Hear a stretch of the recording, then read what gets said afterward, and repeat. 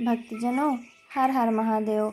श्री शिव महापुराण भाषा द्वितीय रुद्र संहिता सती खंड 13वां अध्याय ब्रह्मा नारद संवाद। नारद जी बोले, हे ब्रह्मांड, जब गजेश दक्ष घर गए तब क्या हुआ, वो सब प्रीति पूर्वक कहिए। ब्रह्मा जी बोले, दक्ष ने घर जाकर बहुत सी मानसी सृष्टि की, परंतु जब उनमें विकार न हुआ तब उन्होंने मुझसे उपाय पूछा तो मैंने बतला दिया। दक्ष ने पंचजन के अंग से उत्पन्न कन्या को अपनी पुत्री बनाया। मेरे पुत्र ने मैथुन धर्म स्वीकार किया, फिर वीरनी की कन्या से विवाह किया, जिस वीरनी से उन्होंने हास्व नामक नाम वाले 10,000 पुत्र उत्पन्न किए। उन पुत्रों से उन्हें दक्ष सृष्टि का बढ़ाने को कहा। वे पुत्र सृष्टि की चिंता में पूर्व दिशा की ओर समुद्र संगम पर तप करने चले गए, परंतु हे नारद, तुमने प्रकट होकर उन्हें बहका दिया। वे प्रवृत्ति त्याग निवृत्ति में के उपासक बन गए। तब वे निर्गुण सृष्टि करना क्या जाने, फिर उनका नाश भी हो गया। तब उनका नाश सुनकर दक्ष को बहुत चिंता हुई और उन्होंने उत्तम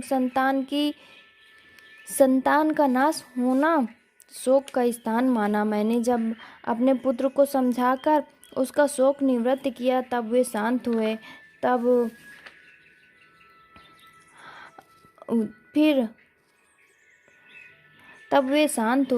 तब उन्होंने पंचजन्य से सब लास्य नामक फिर हजारों पुत्र उत्पन्न किए और वे भी अपने पूर्व भाइयों के ही अनुवर्ती हुए। दक्ष फिर पुत्रों के घर न लौटने से दुखी हुए। इस बार उन्हें ऐसा आघात पहुंचा कि उन्होंने तुम्हें दुष्ट कहा और उसी समय बहुत से देवता भी वहां आ गए।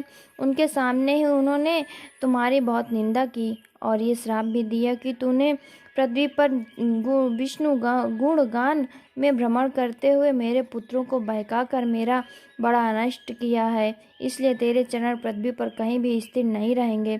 हे मुनि, तुम निर्मल थे, उस शाप को ग्रहण कर लिया क्यों ना हो, तुम ब्रह्म ज्ञानी और साधु थे। इति श्री शिव महापुराण द्वितीय सती खंड का 13वां अध्याय समाप्त। भक्तजनों, हर हर महादेव। 14वां अध्याय